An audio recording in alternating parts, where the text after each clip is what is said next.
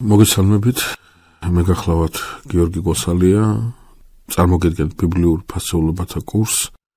დღეს ჩვენი შეხვედრის თემაა მაცხოვრის ჯვარცმა და აღდგომა, ალბათ ყველაზე მნიშვნელოვანი, რასაც შეიძლება ჩვენ საუბარი გქონდეს ჩვენი კურსის განმავლობაში. ახლა როგორც წინა შეხვედრისას ჩვენ ორ ნაწილად დავყოთ ჩვენი დღევანდელი შეხვედრა.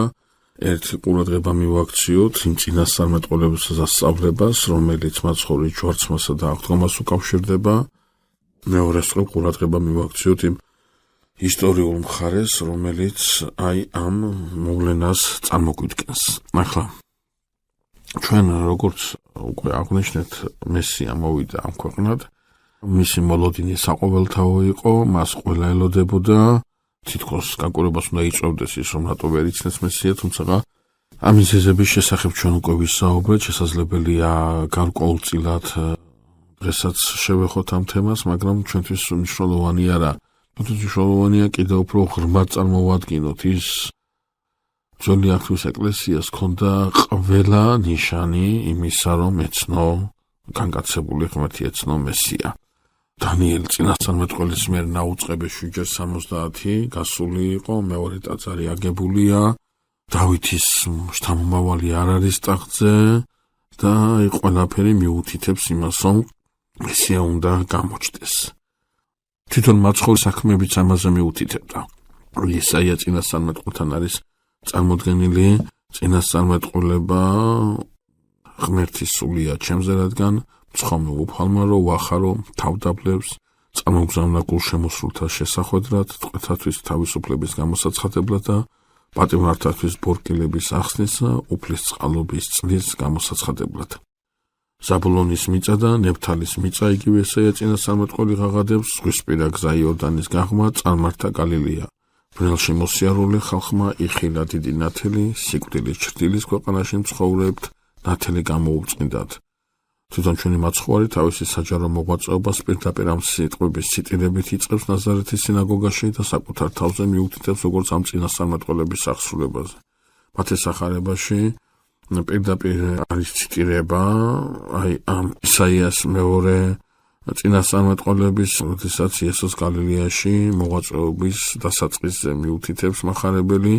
მიატოვა ნაზარეთი, მივიდა და დაემკვიდრა ზღვისპირა კაპერნაუმს, ზაბულონისა და ნეფთალების მხარეს, რათა აღსრულდეს თქმული ესაია წინასწარმეტყველის მიერ, რომელიც ამბობს ქვეყანა ზაბულონისა და ქვეყანა ნეფთალემისა გზა ზღვის იორდანეს გაღმა გალილეა წარმართა. ბრნელში მსხდომარე ხალხმა იხილა ნათელი დიდი და ქვეყნად და სიკვდილის ჩრდილში მსხდომთ გამოუწყინდა ნათელი. ამასთან ერთვოდა სასწაულები, რომლის შემხედვარედ თვითონ იუდეველებსაც კითხვა უჩნდებოდათ მაცხოვრის მესიანური ღირსების შესახებ და იყო მათი იმასთან დაკავშირებით, რომ ხო არ არის მართლა იესო მესია, აზრის დაშვებასაც კატეგორიულად მეწინააღმდეგებოდნენ ფარისევლები და სადუკევლები. როდესაც მაცხოვარი დიდებით შედის იერუსალიმში, უნდა გახსენებოდა ზაქარიას წინასწარმეტყველება, იხარეთ ფრიად ასულო სიონისაო, ქადაგებთ ასული იერუსალიმისა, ეჰა მეუფე შენი მოვალ, შენ და მართალი და მაცხოვარი თავადი მშვიდი და მჯდომარე კარაულსა, ზედა და კიცუსა, ახალსა. საქმე ის იყო, რომ თუმცა მახარებელს მიუთითებს ამ დიდებით შესვლასთან დაკავშირებით ზაქარიას წინასწარმეტყველებაზე, მრავალს ეხილა დიდებით შესვლა იერუსალიმში, მაგრამ ყველას ხელი სისხლში იყო გასრული ტრიუმფალური სulis წინ და ერთადერთი მეუფე, რომელიც შევიდოდა იერუსალიმში ტრიუმფით ისე, რომ არ ექნებოდა მას ხელი სისხლში გასრული, ეს უნდა ყოფილიყო ნიშანი იმისა, რომ ეს არის სწორედ მესია. იყო წინასწარმეტყველებები ჯვარცმის შესახებ, ფსალმუნემეტყველი პირდაპირ მიუთითებდა მესიის ტანჯვასთან დაკავშირებით, რამე თუ გარემომადი ესმეთ ძაღლებ მრავალ და კრებულმან უკეთურთმა გარემომიცვამე, განხურიტნეს ხელი ჩემი და ფეხნით ჩემი და აღრასხეს ყოველი ძვალები ჩემი, მათ მიხილეს მე და განმიცადეს მე და განიყველეს სამოსელი ჩემი მათ შორის და კვარცად ჩემსასე და განიგდეს წილი. ესაა წინასწარმეტყველი პირდაპირ ამბობს და იგი განბოროტებისათვის არა აღაღებს პირსათვისა, ვითარცა ცხოვარი კვლავ მიმართ მიიყვანა და ვითარცა კრავი წინაშე მრისველისათვისისა უხმოი, ეგრეთ არა აღაღებს პირსათვისა. განეცა სიკვდით სული მისი და უჟურვათა თანა შეირაცხა და მან ცოდვანი მრავალი აღიხუნა და ცოდულთა მათვის მიეცა. შესაბამისად აი ყველაფერი ზედმიწევნით აღესრულება მაცხოვართან იესოსთან დაკავშირებით, რომ უცლებელია დაენახათ მათ ის ნიშნები, რომელი ნიშნებით წინასწარმეტყველურად აღსრულებული იყო იესოსთან დაკავშირებით. ახლა ჩვენ როდესაც საუბრობთ მოვლენაზე, ყურადღებას ვაქცევთ ასევე იმასაც, რომ მაცხოვარი სამოღვაწეო ასპარეზზე გამოვა 30 წლის ასაკში და ის მიემართება იოანე ნათლისმცემლისაკენ. ახლა ეს იოანე ნათლისმცემელი თავისთავად ცხადია ძალიან მნიშვნელოვანი მოვლენა, ძალიან საინტერესო და უდიდესი პიროვნება, რომელიც განამზადებს გზას მესიისათვის და მასთან დაკავშირებითაც არის წინასწარმეტყველება, რომელთან დაკავშირებითაც ნათქვამია, რომ ქადაგებს და მისი ქადაგება მიმართულია სინანულისაკენ. შეინანეთ რამე თუ მოახლოებული არის სათასასოფებელი, ანუ მოახლოებულია მესიის სამეფოს დადგომის ჟამი. ჩვენ წინა გადაცემაში უკვე საუბრობდით, რომ არ ესმოდათ იოანეს ეს შეგონება, ვერ იგებდნენ საჭიროებას სინანულისას, ფარისევლები, თითგვაროვნები, მდიდრები, სადუკევლები და აი ის სივრცე, რომელიც წესებს ზედმიწევნით აღასრულებდა და ვერ გებულობდა სინანულის მნიშვნელობას, მაგრამ ამისაგან განსხვავებით იოანეს უსმენენ მეზორეები, უსმენენ ცოდვილები, უსმენენ ღარიბი მდგომარეობაში მყოფი მოსახლეობის ძალიან დიდი ნაწილი, ვინაიდან მათთვის წესებზე უფრო მნიშვნელოვანი არის ის წყალობა, რომელიც წყალობაც უნდა მისცეს მათ მესიამ, მათი უძლურების გამო ისინი იაზრებენ თავიანთ უძლურებას და იაზრებენ იმას, რომ არ შეუძლიათ გადააბიჯონ იმ დაცემულობას, რომელიც დაცემულობითაც მათ უწევს მესიასთან შეხვედრა. აი სწორედ აი ამ ქადაგებისა ძალიან საინტერესოა, რომ იოანეს გარშემო იკრიბება ძალიან დიდი მასა და მაშინ იყო გავრცელებული სრულიად საფუძვლიანად სწავლება იმასთან დაკავშირებით, რომ მესია უნდა გამოჩნდეს ან უდაბნოში, ან თავის ტაძარში. ამიტომაც ადგილობრივი მარიონეტული ხელისუფლება და ასევე რომის ოფიციალური ხელისუფლება განსაკუთრებით აკონტროლებს ორ ადგილს და თუ კი ამ ორ ადგილას მასიური თავშეყრა იქნა დაფიქსირებული, განსაკუთრებულად თხილობს ამ დროს და ნებისმიერი მოძრაობა, რომელიც შეიძლება ამ თავშეყრისას დაიწყოს, უდიდესი კონტროლის ქვეშ უნდა იყოს აყვანილი. აი ეს ნათლისმცემლის მოღვაწეობა, რომელიც უდაბნოში შეკრებას უკავშირდება, განსაკუთრებულ ყურადღებას მიიქცევს ადგილობრივი ხელისუფლებისას, ასევე რომის ხელისუფლებისას, მაგრამ რომის ხელისუფლება ამ შეკრებაში საშიშროებას ვერ დაინახავს და ამიტომ თავიდანვე მოცილდება მას და ვერ დაინახავს საშიშროებას ერთი მარტივი მიზეზის გამო. ეხლა წარმოიდგინეთ, მეგობრებო, იოანე ნათლისმცემელი ქადაგებს და მის ქადაგებას უსმენს ძალიან ბევრი ხალხი, აი ძალიან ბევრი ხალხი. ნაკადად მიდის იოანესაკენ, არ წყდება ხალხის ნაკადი. და მოსალოდნელი რა არის, ლოგიკა რა არის, აი წარმოვიდგინოთ ადამიანი, რომელიც რაღაცა სიტყვას ამბობს და 100,000-ობით ადამიანი მიდის სასმენად და 100,000-ობით ადამიანი აკეთებს იმას, რასაც იტყვის. რას გააკეთებს მაშინდელი წარმოდგენით ასეთი ადამიანი? გააკეთებს იმას, რომ ეხლა პოლიტიკურ მოძრაობას დააწესებს, ვინაიდან ასეთი ძალის დაკარგვა თავში აზრად არ მოუარავის. მაგრამ იოანე ნათლისმცემელი სხვანაირად იქცევა. წმინდა იოანე ამ მოსულ ხალხს არ იტოვებს თავისთან და უშვებს უკან. იოანე ნათლისმცემელი რაღაცა მოძრაობას არ არსებს. იოანე ნათლისმცემელი ამხელა მასის აი ამ ძალას არაფრისთვის არ იყენებს. და იმას დაუკვირდება რომი და რომისათვის იოანე აღარ არის საშიში, არ არის ის პიროვნება, რომელმაც შეიძლება რომაულ ინტერესებს რაღაცა საშიშროება და ხიფათი შეუქმნან. მაგრამ მისით ინტერესს აგრძელებს ადგილობრივი ხელისუფლება, ვინაიდან იოანეს ქადაგება მესიანურია, მესიის შესახვედრად მოსამზადებელია და საკმაოდ ხშირად და სიღრმისეულ დისკუსიაში შედიან იოანესთან. ცხადია, ყველა მათი დისკუსია მარცხით თავდება და ცხადია ამ მარცხს ხალხი ხედავს და ამბები ამ მარცხის შესახებ ხალხში მოარულად დადის და ეს კიდევ უფრო აღიზიანებს ადგილობრივ იუდაურ ხელისუფლებას. მათი ერთი კითხვა კარგად გვიჩვენებს, რამდენად არიან ისინი მონდომებულები იოანე ნათლისმცემლის ხმა, რომელიც ღაღადებს უდაბნოში ჩაახშონ, ვინაიდან ისინი მიდიან და ეკითხებიან იოანეს ის ხო არ არის ის წინასწარმეტყველი რომელიცაც მოსემ თავის დროზე წინასწარმეტყველი ანუ ის ხო არ არის ის განსაკუთრებული წინასწარმეტყველი ანუ ის ხო არ არის მესია და იოანე ნათლისმცემელი უარით პასუხობს მათ თავისთავად ცხადია მაგრამ კითხვაა საინტერესო მათ ხო იციან რომ მესია დავითის მოდგმიდან უნდა იყოს მათ ხო იციან რომ იოანე არ არის დავითის მოდგმიდან და არონის შთამომავალია რატო აკითხებიან მაშინ იოანეს ის ხო არ არის მესია არა იმიტომ რომ აინტერესებთ მეგობრებო არამედ იმიტომ რომ უნდათ იოანე გამოიჭინონ რაღაცა სიცრუეში და მას ბრალი დასდონ მესიანური ღირსების მიტაცებაში შესაბამისად აი დამოკიდებულება მათი აბსოლუტურად სხვაგვარია განსხვავებულად იმ ხალხისაგან რომელიც მიდის და უსმენს იოანეს ქადაგებას აქ საინტერესო გახლავთ რა საინტერესო გახლავთ ის რომ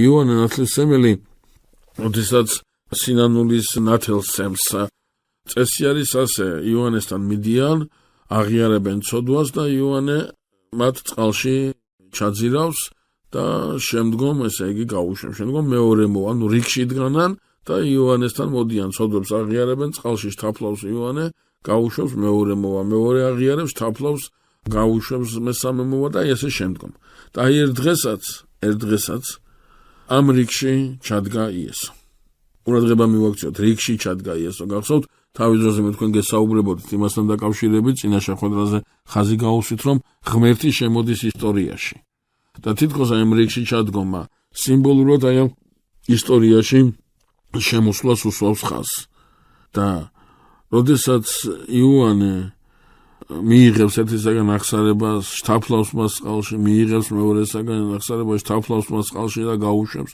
მესამეს მეოთხეს და ასე შემდგომ მოვა იესოს ჯერიც მოვა იესოს რიგიც და აი აქ თვალებში უყურებენ ერთმანეთს იოანე და იესო რა უნდა ქნას იოანე ელოდება მასთან მოსული როდის სიტყვის აღსარებას როდის აღიარებს ცოდვას რომ შთაფლას წყალში მაგრამ მასთან მოსულია ვიღაცა განსაკუთრებული რომელიც ცოდვას არ აღიარებს მას არ აქვს ცოდვა და წარმოუდგენელი ადამიანს არ ქონდეს ცოდვა ეს წარმოუდგენელია ესე რამე არ არსებობს და იოანე ელოდება როდის იყოს იესო ანუ მის წინ მდგარი ცოდვას და იესო არ ამბობს არაფერს რადგან მას ცოდვა არ გააჩნია მაგრამ რამე თქვას მაშინ უნდა იცრუოს მაშინ ცოდვა უნდა ჩაიდნოს არა ის ღვთაებრივი პიროვნებაა და ის ყოვლად უზიარებელია ყოვლად გამიჯნულია ყოველგვარი ცოდვისაგან და აი აქ იოანე მიხვდება რომ მის წინ დგას განსაკუთრებული პიროვნება და სწორედ აი აქ იოანე ეტყვის იესოს რომ პირიქით მან უნდა იყოს ნათელი იესოსაგან და არა ასე უნდა მოხდეს თუმცა მაცხოვრის მითითებით წესი უნდა შესრულდეს და იოანე ნათელსემს ჩვენს მაცხოვარს ის შედეგადაც მოხდება მაცხოვრის იორდანიდან ამოსვლა და მისი სამოღვაწეო ასპარეზზე გამოსვლა ახლა ბევრი დეტალია თავისთავად ხადია მაგრამ ჩვენ მხოლოდ აი როგორც შეთანხმდით თავარს და მნიშვნელოვანს მივაქციოთ ყურადღება ჩვენთვის ძალიან საინტერესოა ის რომ მაცხოვრის იორდანიდან ამოსვლის შემდგომ ხმა გაისმება ანუ ეს განსაკუთრებული ნათლისღება იქნება და ჩვენ უკვე საუბრობდით იმასთან დაკავშირებით რომ მესიის მოსვლას ელოდება არა მარტო ადამიანი არამედ ელოდება გველიც და აი ამ მდგომარეობას იოანესთან მოვიდა ვიღაცა რომელმაც აღსარების ხმის გარეშე იყო ნათელი და ამის შემდგომ ზეცით ხმა გაისმა ეს ყველაფერი გველისათვისაც გახდა საცნაური ისიც ხედავს ამ ყველაფერს და როდესაც მაცხოვარი 40 დღის განმავლობაში მარხულობს აი სწორედ 40 დღის შემდგომ როცა შეემშევა მას მოხდება აი ამ დაცემული ძალისაგან გამოცდა იესოსი რადგან ხედავს დაცემული ძალა რომ ვიღაცა მოღვაწეობს ვიღაცა დადის ამ ქვეყანათ ისეთი რომელთანაც საერთო ვერანაირად ვერ იპოვა საერთო ნახა ყველასთან ყველა ჯოჯოხეთის კვიდრი გახდა ყველა ასე ვთქვათ სიკვდილის მეუფების ქვეშ აყავს მაგრამ აი ეს რომელიც იორდანიდან ამოვიდა და 40 დღის განმავლობაში მარხულობს მასთან ვერანაირი საერთო ვერ ნახა და უჩნდება დაუძლეველი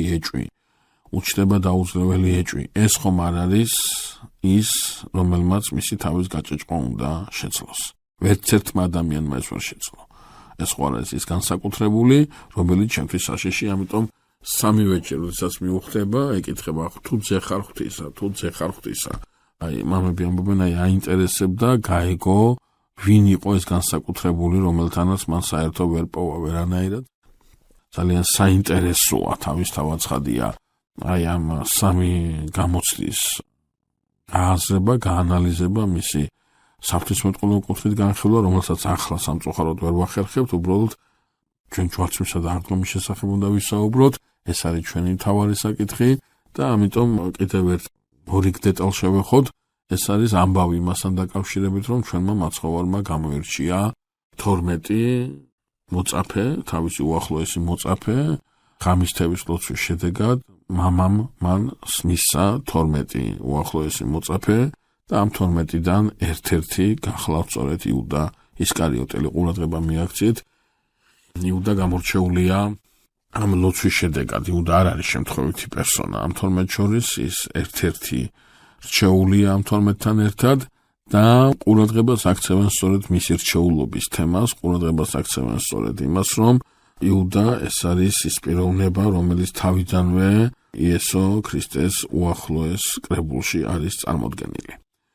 თვითონ მეგობრებო, იუდას პიროვნება ასევე თავისთავად ცხადია საინტერესოა, მაგრამ არა იესო ნაზარელზე საინტერესო და ამიტომაც ჩვენ რაღაცნაირად ამ კონტექსტში უნდა 18 არა გვაქვს, აი ამ კონტექსტში უნდა შევხედოთ სწორედ ისკარიოტელს და ყურადღება მივაქციოთ იმას, რასაც მრავალი თეოლოგი და მამა აქცევს ყურადღებას, რომ ამ 12 შორის იუდა თავიდანვე არის განსხვავებული და თავიდანვე არის რაღაც სხვანაირი.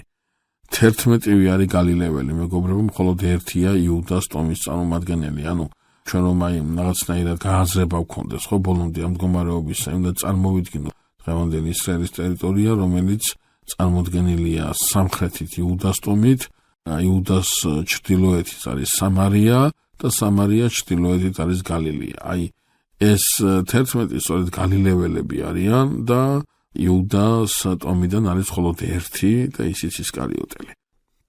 ასევე ყურადღებას აქცევენ იმას, რომ 11-ვე უნდა იყოს სოფლის მაცხოვრებელი და მხოლოდ ეს ერთი იუდა უნდა იყოს ქალაქის მაცხოვრებელი. რატო აქცევენ ამას ყურადღებას? ამას ყურადღებას აქცევენ იმის გამო, რომ ქალაქში მეტად დუღდა და ქალაქის მაცხოვრებლები მეტად იყვნენ დაკავებულნი მესიანური პოლიტიკით და მესიანური გადატრიალებებით და ამიტომაც ფიქრობენ, რომ აი იუდა თავიდანვე წარმოდგენილია აი ამ სულით იესო ქრისტეს გვერდით. თუმცა ჩვენ სახარების კითხვისას აშკარად ვამჩნევთ, რომ მესიაზე შესაბამისი წარმოდგენები არც სხვას ჰქონდა, ამით შეიძლება იუდა მაინც არ გამოირჩევა, მაგრამ გამოირჩევა იმ დამოკიდებულებით, რა დამოკიდებულებაც განასხვავებდა ერთმანეთისაგან იუდას ტომის წარმომადგენელსა და გალილეველს. თავიდანვე ესე იგი ეს ორი სივრცე ერთმანეთს ცოტა არ იყოს ამრეზით უყურებს ისე და ისე მესიანურ საკითხთან დაკავშირებით და აი ეს მდგომარეობა მათ ხასიათშიც აისახება. ზოგადად ცნობილია იყო ასეთი გამონათქვამი მაშინდელ პალესტინაში, გალილეველი ეძებს დიდებას და პატივს, ხოლო იუდეველი ეძებს ფულს.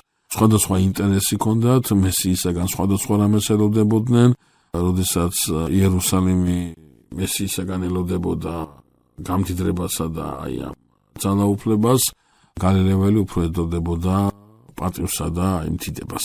სხვადასხვა შეხედულება ჰქონდათ და თავიდანვე, როდესაც ეს 12 იკრიბება იესოს გარშემო, თავიდანვე ამ 12-ს სხვადასხვა ურთიერთობა, სხვადასხვა დამოკიდებულება აქვთ იესოს მისამართით და აი მაცხოვარი სწორედ ამ 12-დან ერთ-ერთს იუდა ისკარიოტელს შეაბარებს სალაროს, ანუ ფინანსებს, რომელსაც ეს კრებული ფლობდა.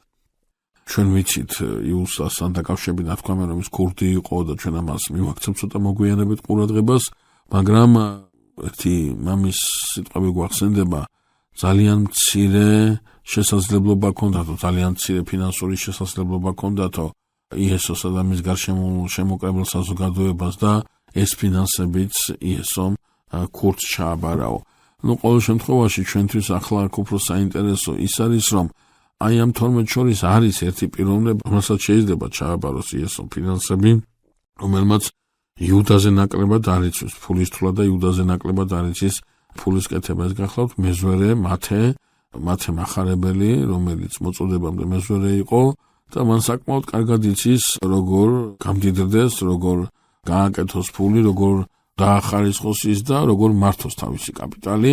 საკმაოდ კარგად იცის ეს, მაგრამ სწორედ არა მათეს, გალილეველს მათეს, არამედ იუდას ტომელ ისკარიოტიდან გამოსულ იუდას შეაბარებს აი ამ ფულს და ამით ფიქრობენ მაცხოვარი იუდას თავიდანვე ეუბნება, რომ შენ განსაკუთრებული პასუხისგებლობის მსახურება გაქვს ჩაბარებული. აი ყველასაგან განსაკუთრებით გამოგერჩიე შენ. ყველასაგან განსაკუთრებით პატივდებულ ყავს შენ.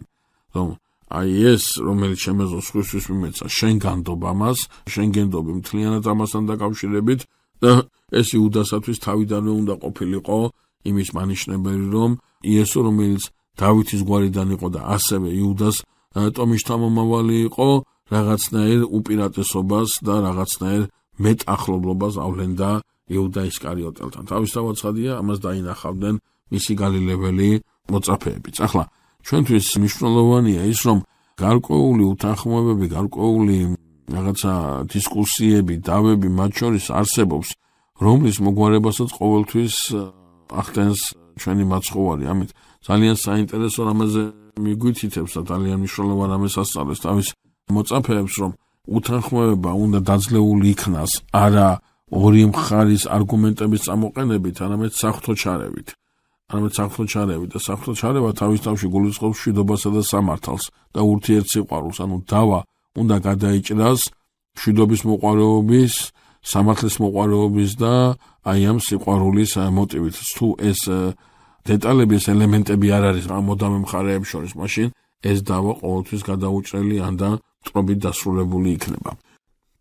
ახლა საინტერესოა მეგობრებო ის, რომ ჩვენი მაცხოვარი სამოღვაწო ასპარეზზე როცა გამოვა, თავის მოწაფეებთან ერთად მრავალ სასწაულს აღასრულებს, ქადაგებს, მრავალ ადგილას დადის და ამბავი იესოს შესახებ შორს არის გავარდნილი და დიდი და პატარა საუბრობს გალილეიდან გამოსულ ამ მოძღვარზე, რომელიც საოცარ სასწაულებს ახდენს და ქადაგებს ხალხს შორის. ვერცერთი მისი ქადაგება, ვერცერთი მისი სიტყვა ვერ იქნა მოგერიებული და მხილებული ფარისეველთა და სადუკეველთა მხრიდან და ნებისმიერი დისკუსია, რომელსაც ისინი მართავენ იესოსთან, თავდება მათი მარცხით და ნებისმიერი ეს მარცხი ცნობილი ხდება ხალხისათვის. ხმა დაირხევა ხალხში, ხმა დადეს ხალხში არა მარტო იესოს სასწაულების შესახებ, არამედ იმ მარცხის შესახებ, რომელიც მაცხოვართან დაკავშირებით წარმოებულ ამ პოლემიკისას ხედავენ ფარისევლები და სადუკევლები.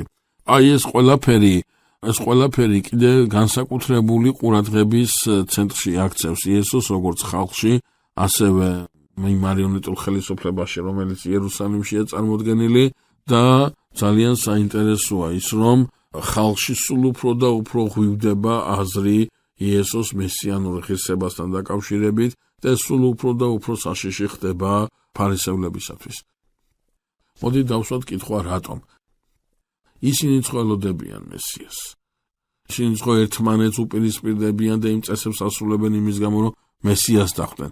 ერთი საქმეა იცნეს, არ იცნეს, ერთი მხარეა, მაგრამ მეორე მხარეა ის, რომ მესიას, რომელსაც ელოდებიან, თუ იესოში აღიარებენ მესიას, რა საშიშროება ელის მათ, რა დააკლდებათ მათ, იქნება და იესოა მესია და მივიდნენ და გამოიკვლიონ ისევე როგორც ჩუმად, ღამე მასთან მიდის ნიკოდიმოსი და იწყებს იესოსთან საუბარს.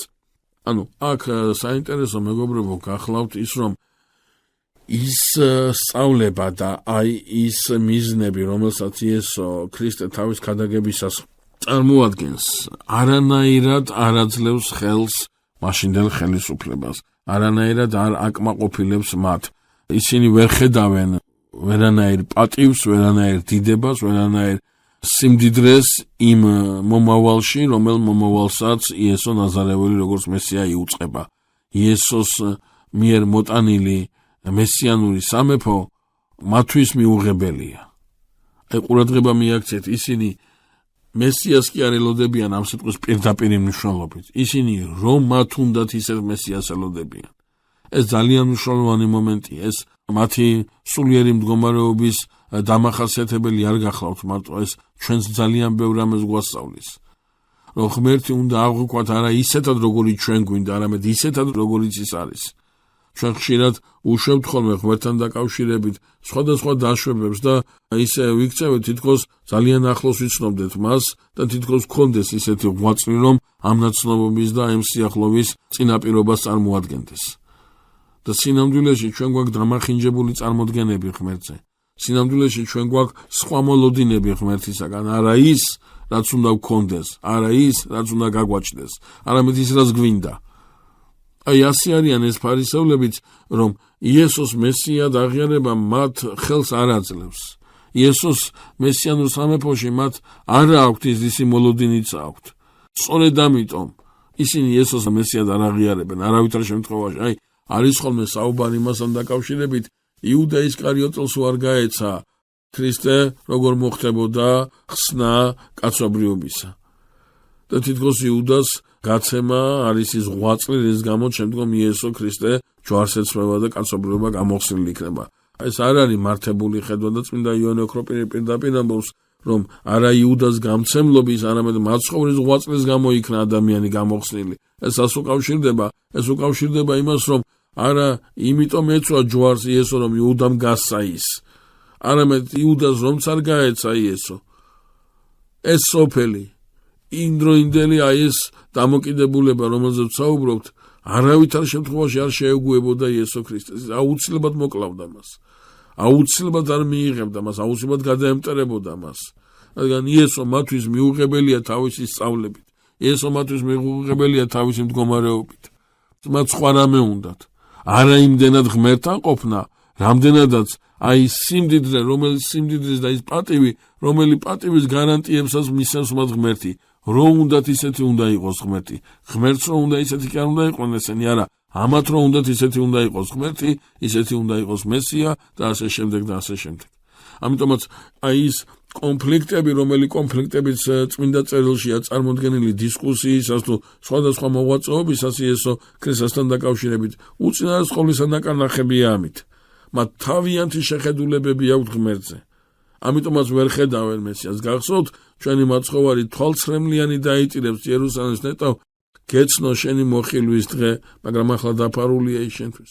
დაფარული არა იმიტომ, რომ ღმერთმა დაუმალა მას რამე, არა, იმიტომ, რომ თვითონ თქვა უარი ამის დანახვაზე.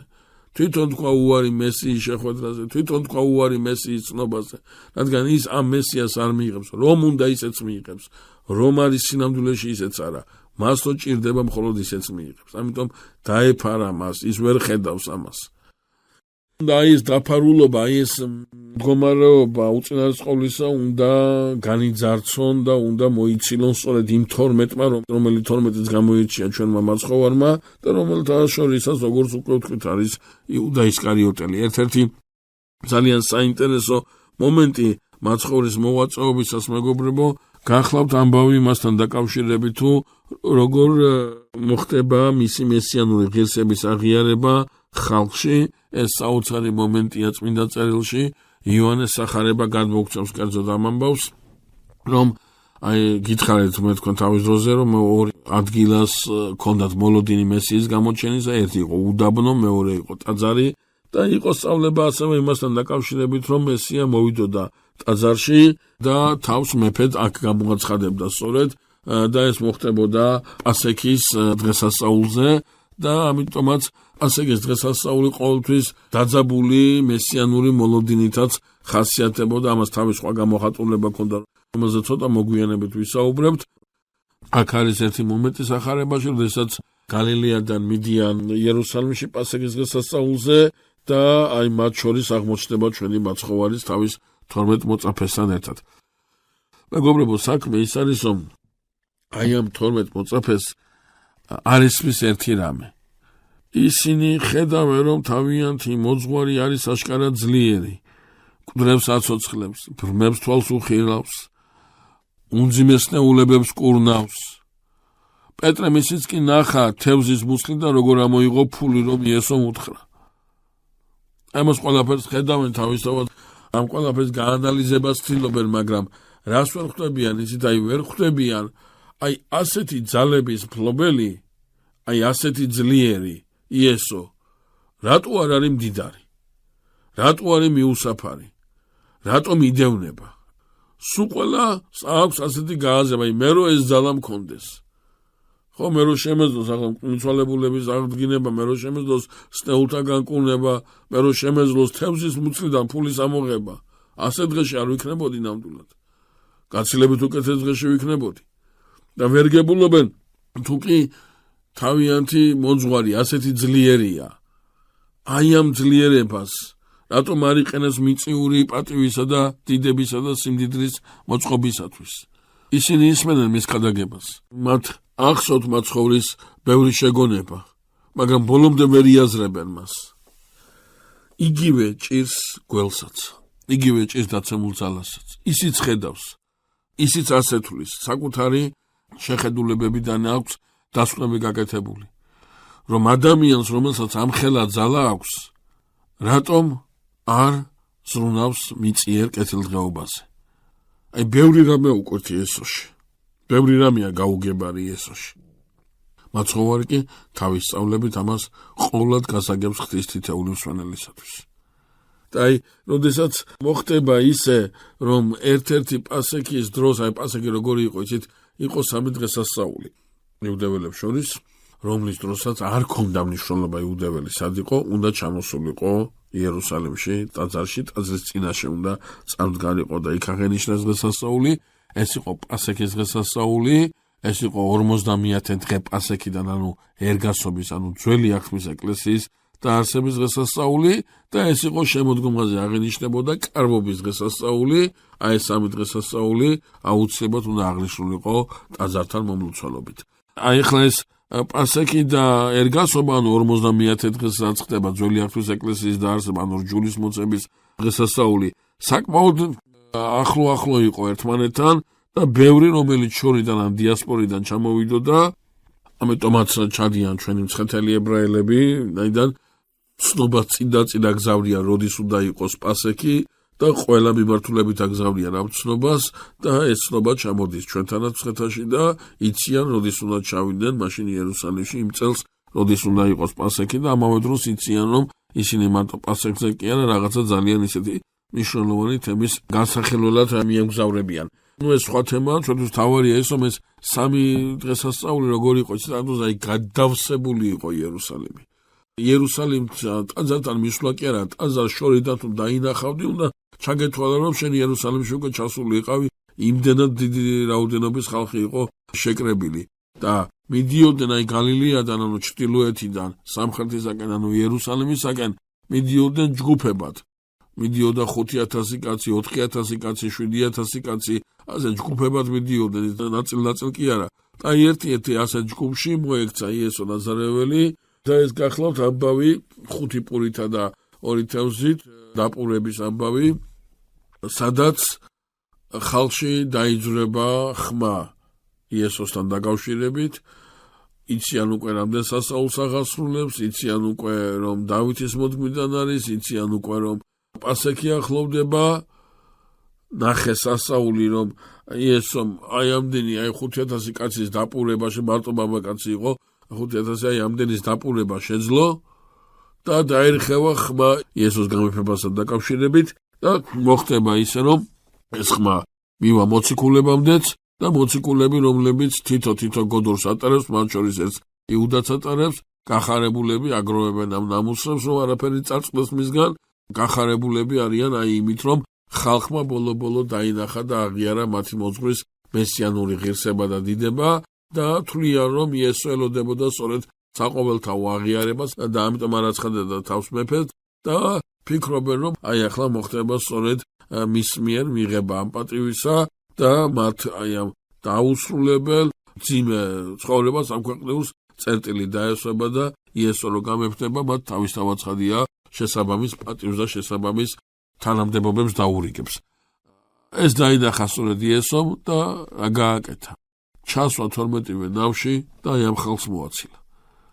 ამ ხალხს მოაცილა, ვინაიდან არავითარ შემთხვევაში არ შეიძლება იმ სწავლების, იმ მოღვაწეობის სოციალურ თუ პოლიტიკურ მოვლენად ქცევა, რომელიც მაცხოვარმა მოიტანა ამ ქვეყნად. იოანე ნათლისმცემელის, რომელიც მესიას მრავალი ეპითეტით მოიხსენიებს და მრავალი აი ამ ეპითეტით წინასახეობრივად სახელდებს, ერთადერთ ტერმინს, რომელსაც შეგნებულად არ ახსენებს, ეს გახლავთ ტერმინი ძე დავითისა, რადგან ეს ტერმინი ძლიერ პოლიტიზირებული იყო და შეიძლებოდა იმ ქადაგებას, რომელ ქადაგებასაც ნათლისმცემელი წარმოთქვამდა, რაიმე პოლიტიკური თუ სოციალური ნიშანი შეხებოდა და ამით ახმულიყო. ჩვენ ყურადღებას ვაქცევთ მეგობრებო იმას, რომ აი აქ მოციქულები რომ მოცილებული იყვნენ აი ამ ხალხს, აი ამ მასას, მოხდება შემდგომ მეორე დღეს, მეორე ნაპირზე ქადაგება, აქ ქადაგებს მაცხოვარი, ისევ იოანეს სახარება აგრძელებს თხრობას, აქ საუბრობს მაცხოვარი, სწორედ ზეციდან მოსული პურის შესახებ, მანანაჭამეს იუდეველთა წინაპრებმა უდაბნოში და მაინც გარდაიცვალნენ, მაგრამ ის ვინ შეწამს ზეციდან მოსულ პურს, ანუ უფლის ხორცს და ვინც შესვავს მის სისხლს, მას საუკუნო ცხოვრება ექნება. წარმოიდგინეთ ახლა როგორი მდგომარეობა, აი იმ საღამოს მოხდება მაცხოვრის ფეხი ცვლა წყალზე. კი გაუკვირდებათ მეორე ნაპირზე იესო როგორ აღმოჩნდა, როდესაც იქ ნავი აღარ იყო გადმოსასვლელი და ამ საოცრებას კიდე ერთხელ ხედავენ იმ 5 პურის გამრავლების შემდგომ და უსმენენ იესოს, რომლის გამეფებასაც გეგმავენ, უსმენენ იესოს, რომელიც უკვე მესიას მიაჩნიათ და ელოდებიან მისგან, რომ ის კონკრეტულ რაღაცა პოლიტიკურ პროგრამას წარმოადგენს, აჯანყების კონკრეტულ გეგმას წარმოადგენს, რომელმაც შეიძლება ხალხი დაძრას იერუსალიმისაკენ, ამას ელოდებიან მისი მოციქულებიც და მაცხოვარი საუბრობს ასწავლის ზეციური პურის შესახებ. საოცარი მომენტია წმინდა წერილში, მოხდება ისე, რომ ხალხი ნელ-ნელა ეცლება იესოს. და მოციქულები უყურებენ ამას, როგორ შეიძლება ამ ხელა მასის, ამ ხელა ძალის ასე დაკარგვა, ასე გაფანტვა. როგორ შეიძლება, რომ აი ეს ძალა არ გამოიყენო. ხალხს არ ესმის მოწოდება რომის ხელისუფლების გადაგდებისა, რომ არ ესმის მოწოდება, რომ ძირს რომის იმპერიამ და მსგავსი რაღაცა ლოზუნგი. არ უსმენს მაცხოვრებელ სწავლებას, არ ჭირდება, არ აინტერესებს ის. და ნელ-ნელა დაიცლებიან იესოს სმენენ. და აქ არის საოცარი მომენტი წმინდა წერილში. მაცხოვარი გადახედავს თავის მოციქულებს და იმას კი არ ეტყვის, თქვენ მაინც არ დამტოვოთ, არა. თქვენ ხო არ გინდათ წასვლაო, შეეკითხება. ეს ძალიან მნიშვნელოვანი ფრაზაა. ეს არის ფრაზა, რომელსაც ღმერთი დღევანდელ დღემდე ყველას გვეკითხება. თუ შენ ხო არ გინდა წასვლა ჩემგან? არიან ვიღაცები, ვინ წავიდნენ ჩემგან, არ არიან ჩემთან. არიან ვიღაცები, ვინც აღარ არიან ჩემ ეკლესიაში, იყვნენ აქ, მაგრამ უარი თქვეს ამაზე და წავიდნენ მისგან. არიან ვიღაცები, რომლებაც შემისწავლება პოლიტიკური მადაქციას, არიან ვიღაცები, რომლებაც შემისწავლება სოციალურ საჭიროებად აქციას. თქვენ ხო არ გინდა წასვლა, არავის არ ჩაებღაუჭება ძალას, არავის არ მიიტანს იესო. თქვენ ხო არ გინდა წასვლა, ეკითხება მოციქულებს. და იქ პეტრე ყველას სახელით პასუხობს, რომ ვისთან სადღაც წავიდნენ ისინი, რადგან იესოს აქვს სიტყვა ცხოვრებისანი, ანუ ცხოვრების სიცოცხლე სიტყვებია, მასთან თავის ამაცხადია პეტრე ახლა ამას ბოლომდე ვერ იაზრებს, მაგრამ იცის ერთი რამე, რომ იესოსთან უნდა იყოს. მასთან უნდა იყოს და მის გარეშე ვერ იქნება ის, ვერანაირად ვერ მიახლება სულიერ სიხარულს. და ეს სიტყვები განაპირობებენ იმას, რომ მოციქულები დარჩებიან იესოსთან. ბევრი დეტალია კიდე წარმოსადგენი მაცხოვრის აი ამ მოღვაწეობისას, ბევრი საინტერესო მომენტია, ჩვენ ახლა ნელ-ნელა დასასრულისკენ უნდა ავიღოთ გეზი და აი ამ დასასრულთან დაკავშირებით უნდა ვთქვათ ერთი მომენტიც, რომელიც უკავშირდება მართალი ლაზარეს აღდგინებას. ეს ძალიან მნიშვნელოვანი მომენტია და რატომ ამას ახლა წარმოგიდგენთ? საქმე ის გახლავთ მეგობრებო, რომ როდესაც ლაზარე გახდება ავად და ეს იცის მაცხოვარმა და ეუბნება თავის მოციქულებს, არ ჩქარობს ლაზარესთან ჩასვლას. და ამას აკეთებს შეგნებულად. ლაზარესთან ის უნდა ჩავიდეს აუცილებლად მეოთხე დღეს, არა მესამეს, არა მეორეს, არა სიკვდილამდე, არამედ მაინც და მაინც მეოთხე დღეს. და რატომ? საქმე ის გახლავთ მეგობრებო, რომ იუდეველებს ჰქონდათ სწავლება მაშინ, აი ფარისევლები აუცელებენ ამ სწავლებას, რომ როდესაც ადამიანი გარდაიცვლება, ადამიანის სული სხეულის გარშემო ტრიალებს და ცდილობს დაუბრუნდეს თავის სამყოფელს. და პირველ დღეს ამას ვერ ახერხებს. მეორე დღესაც იგივე საკეთებს ეს სული, მაგრამ ნაკლები მონდომებით, ვინაიდან სხეულს ხწნა დაწყებული აქვს და ნაკლებად აქვს დარჩენილი სურვილი სულს დაბრუნდეს თავის სხეულში. მესამე დღესაც იგივეს აკეთებს ეს სული, მაგრამ ყველაზე ნაკლები მოდომებით, რადგან სხეულს ხწნა უკვე ძლიერ აქვს გამოხატული და ყველაზე ნაკლები სურვილი აქვს, აი მხოლოდ რაღაც მოგონება აქვს დარჩენილი ამ სხეულთან დაკავშირებით, თორე სურვილი უკვე თითქმის დაკარგული აქვს სხეულში დაბრუნებისა და აი მეოთხე დღეს სხეული ისეა გახსნილი, რომ სული კატეგორიულ უარს ამბობს, სული ანუ ასე ვთქვათ მთლიანად ემიჯნება თავის სხეულს და აი ამ დროს უკვე დგება ნამდვილად სულისა და სხეულის გაყრა, ანუ ეს არის უკვე საბოლოოდ ის ნიშანი იმისა, რომ სულს ეკარგება სურვილი სხეულში უკან შესვლისა. აი მაცხოვრის ყველა სასაული, რომელიც მკვდართა აღდგინებას უკავშირდება, ეს სასაულები უკავშირდება იმ მკვდრების აღდგინებას, რომელთა გარდაცვალებიდან არ არის გასული ის პერიოდი, რა პერიოდთან დაკავშირებითაც საუბრობდნენ მაშინდელი რჯულის მოზღვრები და იყო დიდი ალბათობა იმისა, რომ მაცხოვრის ყველა სასაული, რომელიც მკვდართა აღდგინებას უკავშირდებოდა, მიეწერებინათ არა სასწაულს ამ სიტყვის პირდაპირ მნიშვნელობით, არამედ სულის აი ამ სურვილს დაბრუნებოდა უკან სხეულში.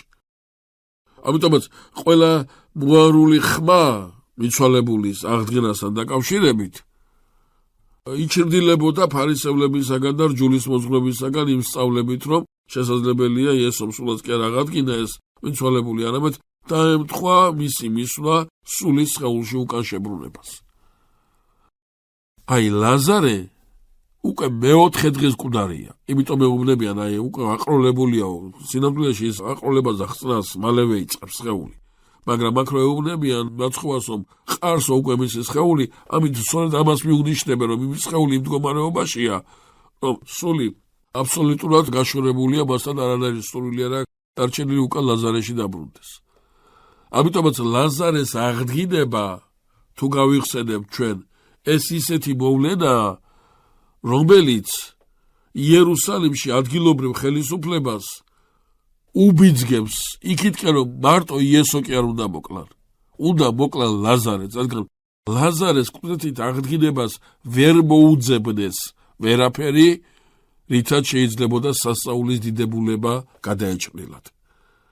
შესაბამისად ლაზარეს აღდგინება ეს არის ისეთი მომენტი, აი ამ სივრცეში, რაც პირდაპირ ეწინააღმდეგება ფარისეველთა, სადუკეველთა, ჰეროდიანელთა, რჯულის მოძღვრელთა დაპირისპირებას მაცხოვრისადმი და ხალხს განაწყობს იესოსადმი დადებითად და იესოსადმი, ასე ვთქვათ, უფრო მეტი ინტერესით.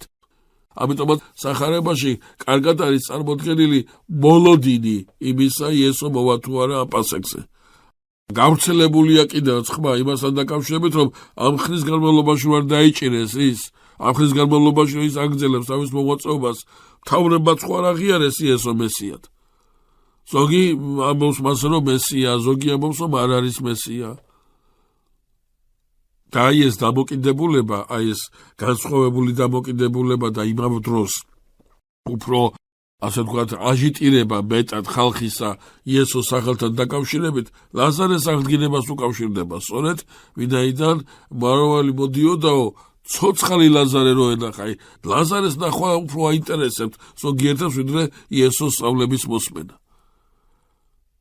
ამიტომ ეს ლაზარეს აღდგინება, ეს არის სწორედ ის, რაც იმ სასამართლოს მთელი უსამართლობა უნდა წარმოადგინოს, მთელი მიკერძოებულობა უნდა წარმოადგინოს, მარტო ამან არა თავის თავაცხადია, მაგრამ ამანაც ამ ფაქტმაც, რომელსაც იესოს წინააღმდეგ გამართავენ ცოტა ხანში იერუსალიმში. და აი ხდება მაცხოვრის დიდების ჩასვლა იერუსალიმში, ეს იყო ერთადერთი მომენტი, როდესაც მაცხოვრმა ეს პატივი და ეს დიდება მიიღო, რათა აღსრულებულიყო ზაქარია წინასწარმეტყველის სიტყვები, რომლის შესახებაც ჩვენ უკვე ჩვენი შეხვედრის თავში ვამბობდით, რომ იერუსალიმს უნდა ეცნო თავისი მესია ამ ნიშნით. იერუსალიმმა იცის ბევრი ტრიუმფალური შესვლა თავის წიაღში, ბევრი იერუსალიმში ტრიუმფალური სვლით დაბრუნებულა, მაგრამ ამ ტრიუმფალურ სვლას, აი ამ დიდებით შესვლას წინ უძღოდა ყოველთვის სისხლში ხელების გასვლა. გამარჯვებული ომის შედეგად ხდებოდა აი ამ დიდებით შესვლის მოწყობა იერუსალიმში. ყველა მათგანს ხელი სისხლში ჰქონდა გათხრილი. აი ერთადერთი, რომელიც ამ ტრიუმფალური შესვლით შევიდოდა იერუსალიმში, მაგრამ ხელები სისხლში არ ექნებოდა გათხრილი, აი ის უნდა ყოფილიყო სწორედ მესია, მისი მოლოდინი უნდა ქონოდა იერუსალიმს. ამიტომაც მიიღებს ამ პატივს მაცხოვარი და როდესაც ხდება დიდებით შესვლა იერუსალიმში, მისი მოციქულები კიდევ ერთხელ ძალიან გახარებულები არიან იმიტომ, რომ ფიქრობენ, რომ აი ახლა უკვე პასექი ახლოვდება და აი ახლა კი საყოველთაო აღიარება, რომელიც იერუსალიმმა მიართვა მათ მოძღვარს, ეს ხელიდან არ იქნება გაშვებული და აი ახლა სწორედ ხდება საბოლოოდ მიზნის მიღწევა და აქ იესო თავს მეფედ გამოაცხადებს.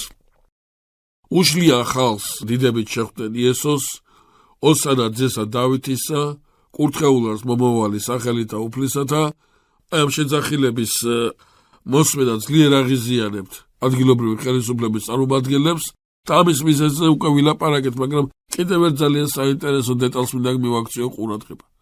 მეგობრებო, საქმე ის გახლავთ, რომ აი ამ ხელა მასა და აი ამ ხელა ძლიერება, ამ ხელა თანადგომა, რომელიც იესო ნაზარეველს აქვს, ეს არაფერში არ აწყობს ადგილობრივ ხელისუფლებას. რატომ? არა მარტო იმიტომ, რომ იმ სამეფოში, რომელ სამეფოსაც ქადაგებს იესო ნაზარეველი, მათ არანაირი ადგილი არ აქვს და ისინი თავიანთ თავს ამ სამეფოში ვერ ხედავენ. არამედ ამას სხვა მიზეზიც აქვს. ეს მიზეზი გახლავთ ის, რომ აი ასეთი მასიური შეკრება, რომელიც პასექს ახასიათებს, მაგრამ რაღაცა მეტი ამ ახასიათებლისგან წარმოდგენილი ის, რომ ვიღაცა პიროვნება მეუფედარი შენაცხილი და ხვდებიან როგორც ძლევამოსილ მეუფეს, აი ეს მდგომარეობა კითხვებს გაუჩენს რომს. რომის შეეკითხება ადგილობრივ ხელისუფლებას, ვინ არის იესო გალილეველი და ადგილობრივმა ხელისუფლებამ უნდა უპასუხოს. უნდა უპასუხოს, რომ ეს არის ამ და ამ სკოლის წარმომადგენელი, ეს არის აი ამ და ამ მოძრაობის წარმომადგენელი, რომელიც ოფიციალურად არის გაფორმებული და რეგისტრირებული რომის რეესტრში და კონკრეტული მახასიათებელი უნდა მისცეს ამ მოძრაობას. მაგრამ იესო არც ერთ სკოლას არ ეკუთვნის. იესო არც ერთი პარტიიდან არაა გამოსული.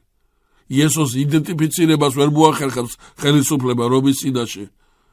მისი მოძრაობის მახასიათებელი არ აქვს ადგილობრივ ხელისუფლებას.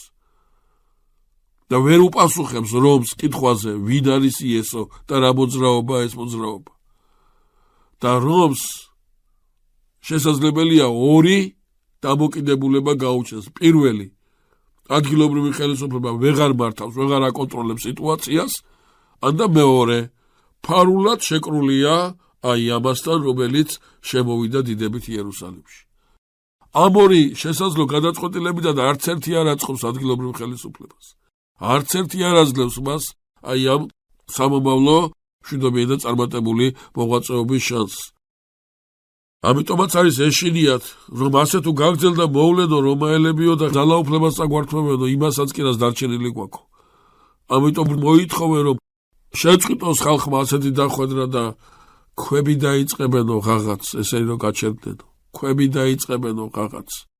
და აი აქ არის მიღებული, არა მარტო აქ, მაგრამ აქაც მიღებულია გადაწყვეტილება. იესო უნდა მოკვდეს. მაგრამ დაამატებენ. მხოლოდ ამ დღესასწაულზე არა, რადგან შფოთი არ იყოს. მეგობრებო, დააკვირდით, მაცხოვრის ჯვარცმას ამ დროს, ოდესაც ის ჯვარზე აცვეს, არ გეგმავენ. სხვა დროს უნდათ ეს. არა ამ დროს, არამედ სხვა დროს. იქ რაღაცა მოხდება და ეს რაღაცა იუდა ისკარიოტელს უკავშირდება. იუდა უბრალოდ კი არ გასცემს თავის მოძღვარს.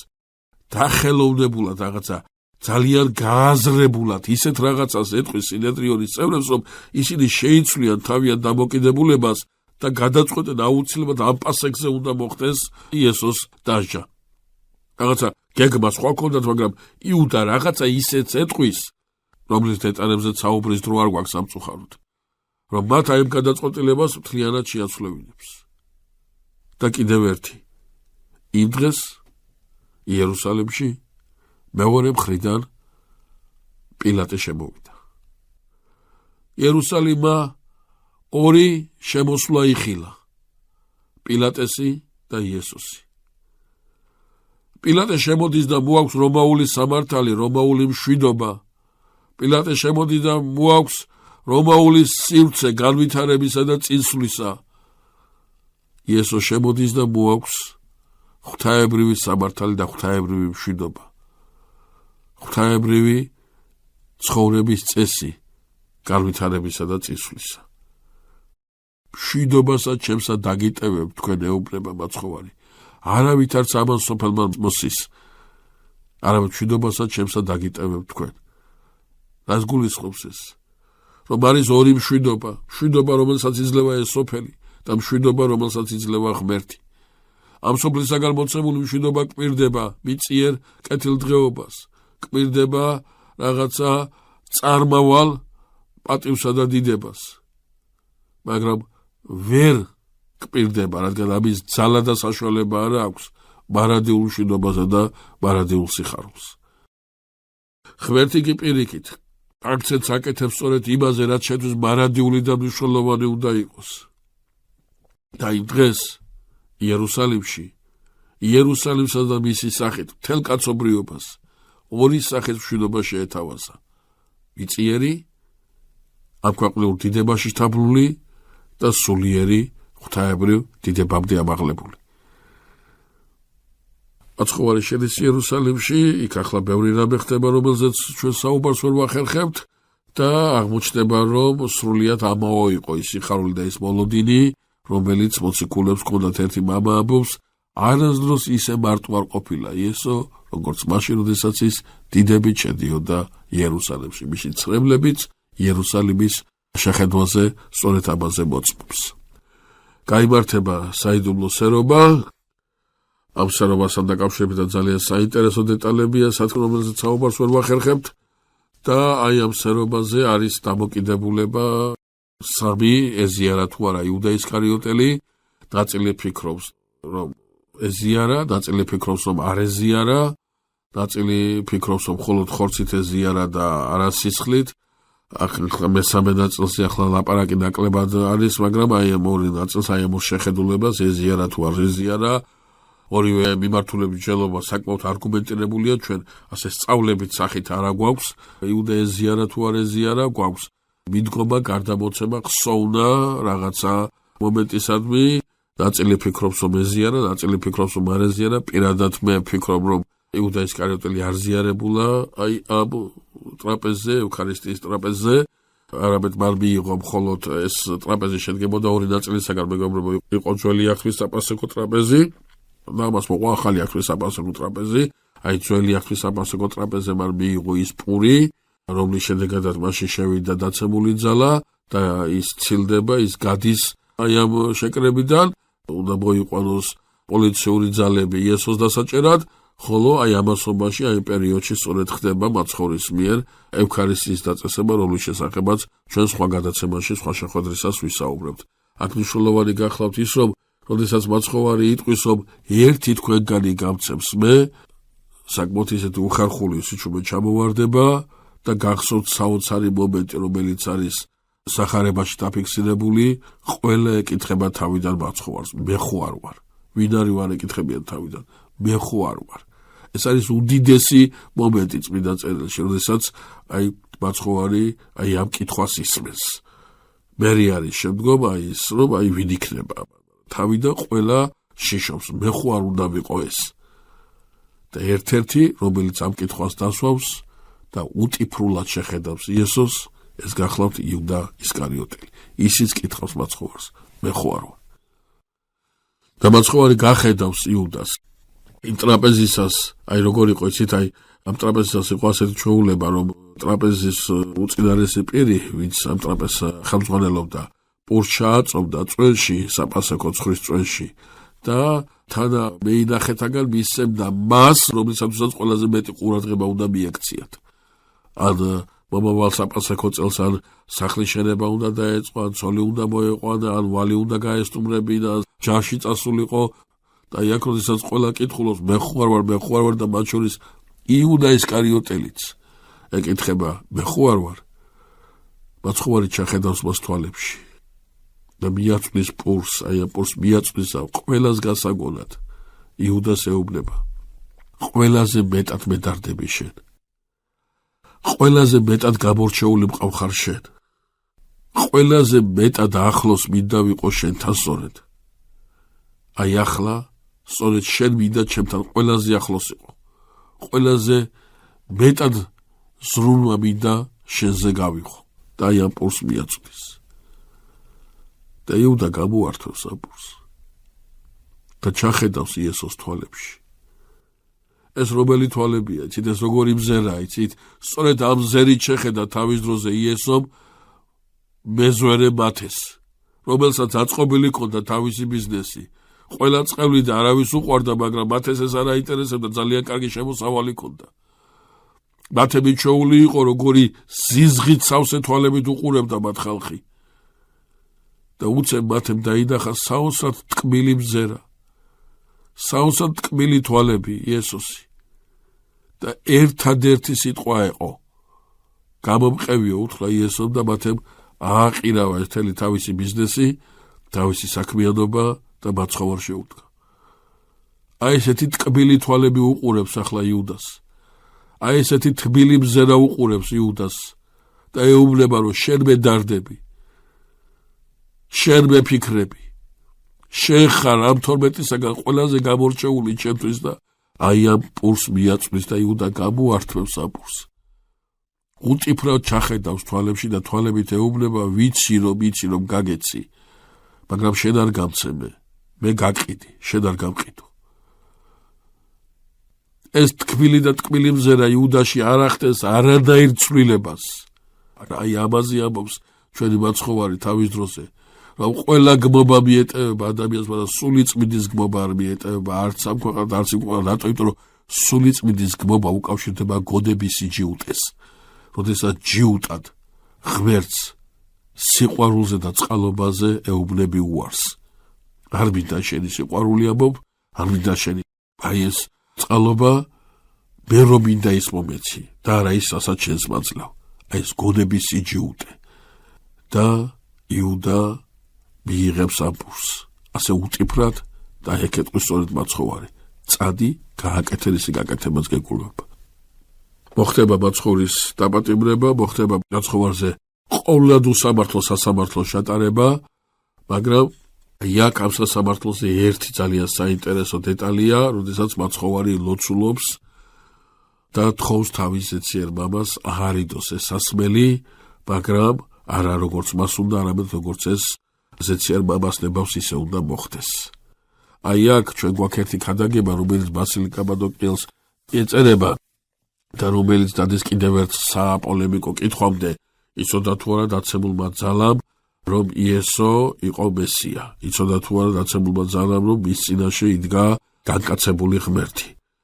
ძალიან დიდი ავტორიტეტები, როგორიც არის ათანასე ალექსანდრიელი, იოანე ოქროპირი, კირილი ალექსანდრიელი, გრიგოლ ღვთისმეტყველი, ბასილი დიდი, აი ძალიან დიდი ავტორიტეტები მიუთითებენ იმას, რომ დაცემულ ძალას ჰქონდა ძალიან დიდი ეჭვი, მაგრამ არ იცოდა სრულებით, არ იცოდა ვინ იყო მის წინაშე მდგარი.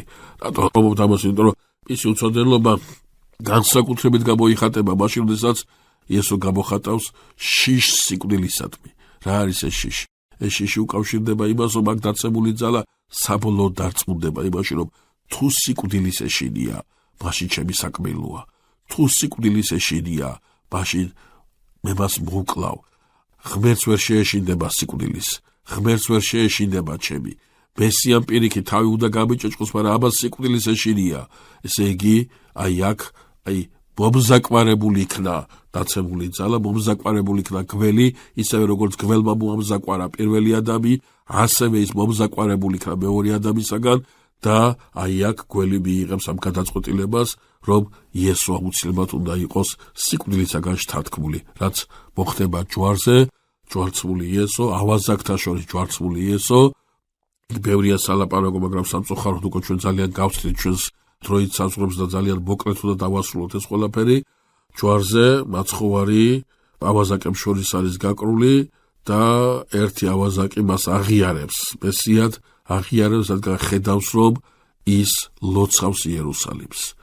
იერუსალიმი წყევლის მას, ხოლო ის ლოცავს იერუსალიმს. ესავაზაკი თავის მეგობარს ეუბნება ჩვენ სამართლიანად ვიჯებითო, რაც მითითება იმასთან დაკავშირებით, რომ ესავაზაკი აღიარებს, რომ იერუსალიმი რომ კლავს მას, კლავს იმიტომ რომ ღირსია. მას სამართლიანად იერუსალიმი ძულდა თამავაზაკებს და შესაბამისად იერუსალიმსაც ძულდა ისინი. მაგრამ აი მათ შორის ჯვარცმული რატოს ძულს იერუსალიმს? და მხოლოდ მას აქვს უფლება უთხრას იერუსალიმს, თუ არ გინდოდი დარჩი ჩემს გარეშე, თუ არ გინდოდი წყეული მციყავი, მაგრამ არა ამავაზაკს საოცარი რამე ესმის ჯვრიდან. მამაო შეუდევ მათ რამე თუ არა იციან რაცა იქმან. ლოცულობს იერუსალიმისათვის და აი აქ ეს ავაზაკი აი ამას რამდენივა. ამის გაკეთება ლიტონ ადამიანს არ შეუძლია. მათ შორის თავად ღმერთია წარმოდგენილი. მესია ჯვარცმული და სთხოვს მის სასუფეველში შეიყვანოს და მისი სუფევის ღირსი გახადოს. და აი აქ, აი ამ ადგილას, ამ ავაზაკს ამ სასუფეველში შესვლა აღეთქმება სწორედ. და ამას უყურებს სიკვდილი. უყურებს სიკვდილი, რომელიც ვერ იტანს, ვეღარ ჩერდება, ვერ გუობს ამ ყველაფერს. კიდევ ერთი იქნა ავაზაკი, რომელიც მთელი ცხოვრება გველის საქმეებს აკეთებდა, ჯვარზე სიკვდილის წინ სიკეთით გამორჩეული გახდა. რაღაცა ისეთი გააკეთა, ისი გაკეთების საშუალებასაც პოროტება მთელი ცხოვრების განმავლობაში არ აძლევდა და ვეღარ იტანს ამას. და აი აქ როგორ არის, ჯვარზე ცმა ძალიან დიდ კივილებს გულისხმობდა და ისეთი იყო, რომ სანამ სული არ ამოხდებოდა ჯვარცმულს, ის თავს არ ჩამოაგდებდა და სხეულს ვერ მოადუნებდა, ვინაიდან ძალიან დიდ კივილებს უკავშირდებოდა ეს. მაგრამ მაცხოვართან დაკავშირებით დააკვირდით სხვანაირად არის, როგორ არის, ის ჯერ თავს დაკიდებს და მერე ამოუშვებს სულს, მერე გარდაიცვლება. ანუ არა ისე რომ გარდაიცვლება და თავს დაკიდებს, არამედ პირიქით ჯერ თავს დაკიდებს და მერე გარდაიცვლება. რატო? უყურებს სიკვდილს და სიკვდილი უყურებს მას.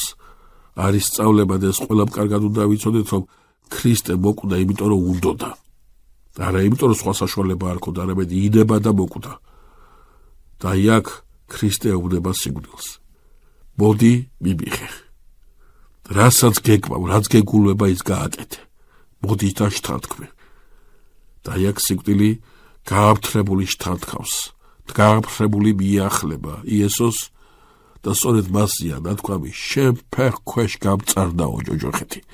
რადგან შთანთქა ვიღაცა ისეთი, რომლებსაც დაემსხვრა და დაემტვრა თავისი კბილები და რომელიც შედეგადაც დაიმსხვრა მთელი მისი მეუფება. რატო? გავიხსენოთ მეგობრებო, ყველა ვინც გარდაიცვლება ამ ქვეყნად ჩადის ჯოჯოხეთში. რატო? ვინაიდან ატარებს იმ სნეულებას, ატარებს იმ ცოდვილიანობას, რომელიც მას წილდაყარს ხდის ჯოჯოხეთთან, აი ამ ბოროტებასთან და ეს უძლურება მის ბუნობაში ამყოფებს ადამიანს. აი ეს ცოდვასთან წილდაყარობა, სნეულებასთან წილდაყარობა, აი ეს სისუსტე ჯოჯოხეთის ბატონობის საშუალებას იძლევა. მაგრამ ჩადის იესო ჩადის ჯოჯოხეთში, ჩადის რა? სინათლე ჩადის სიბნელეში.